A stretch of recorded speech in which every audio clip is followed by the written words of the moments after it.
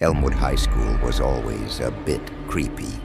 During the day it was full of students and noise, but at night it felt different. The old brick building seemed to come alive with strange sounds and shadows. People said the school was haunted, but I never believed those stories until the night I had to walk home alone. I had stayed late at school to finish a project in the computer lab. By the time I was done, it was completely dark outside. The hallways were empty and silent, and the only light came from my phone. I felt a bit nervous, but I told myself it was just my imagination. As I walked through the main hallway, I heard a faint whisper. I stopped and listened, but there was nothing, just the sound of my own footsteps echoing off the walls. I shook my head and kept walking. The sooner I got home, the better. Finally, I reached the front door and stepped outside. The night air was cool, but it did little to calm my nerves. The streetlights were far apart, casting long, eerie shadows.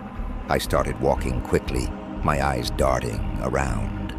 About halfway home, I passed an old playground. The swings moved gently in the breeze, and I thought I heard children laughing. I looked around, but the playground was empty. My heart began to race. I hurried past, trying to ignore the feeling that something was watching me. Then I heard footsteps behind me. I stopped and turned, but no one was there. My breath came faster as I started walking again, the footsteps matching my pace. Panic set in, and I began to run. The footsteps grew louder, as if someone or something was chasing me. I glanced back and saw a shadowy figure. It was getting closer, and it didn't look human. My legs burned as I sprinted the last few blocks to my house. I reached my front door, fumbling with my keys, hands shaking. I threw the door open and slammed it shut, locking it quickly. I leaned against the door, my heart pounding. The house was dark and quiet, but I couldn't shake the feeling that I wasn't alone. I heard a soft tapping from the living room. I took a deep breath and forced myself to check. The sound was coming from the window. As I drew closer, I saw a dark figure standing outside, staring in. I backed away, my heart pounding in my chest.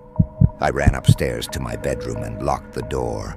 I grabbed my phone and called 911, my voice barely a whisper, as I told the operator what was happening. They said help was on the way, but every second felt like an hour.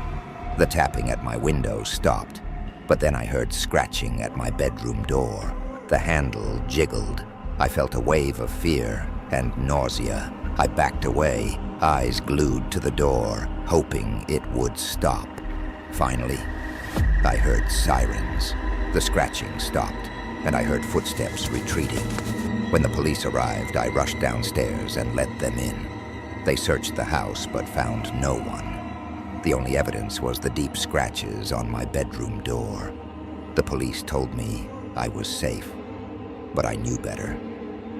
Something had followed me from Elmwood High, something dark and frightening. I never stayed late at school again after that night. The memories of that walk home still haunt me, and sometimes I can still hear the whispers and footsteps in the dark. Some nightmares never end.